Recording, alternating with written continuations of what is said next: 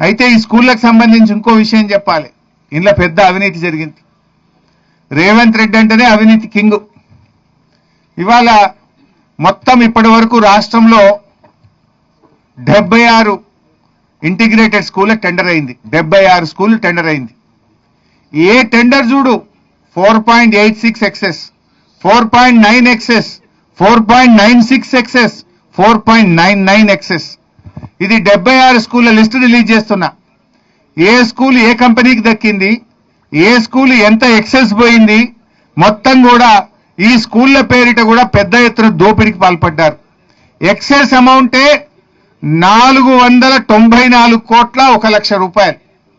Excess మీద పోయిందే 494 కోట్ల 1 లక్ష రూపాయలు ఎక్సెస్ పోయింది. అంటే ఎంత అవినీతికి పాల్పడుతున్నారు. అంటే ఒక్క టెండర్ అయినా మైనస్ పోదా?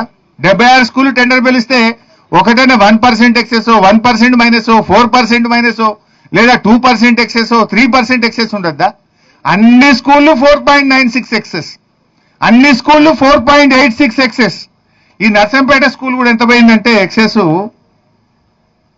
నర్సంపేట ప్యాకేజ్ 8 ఇది 4.86 ఎక్సెస్. 136 కోట్లు ఉంటే 142 కోట్లు అయింది. ఇది కూడా 4.86 ఎక్సెస్ పోయింది.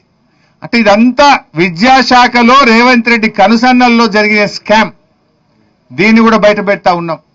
76 స్కూళ్ళు అన్ని కూడా తన అనుయాయులకు 4.96% ఎక్సెస్ లో దాదాపు 500 కోట్ల ప్రభుత్వ ధనాన్ని లూటీ చేసిండ్రు.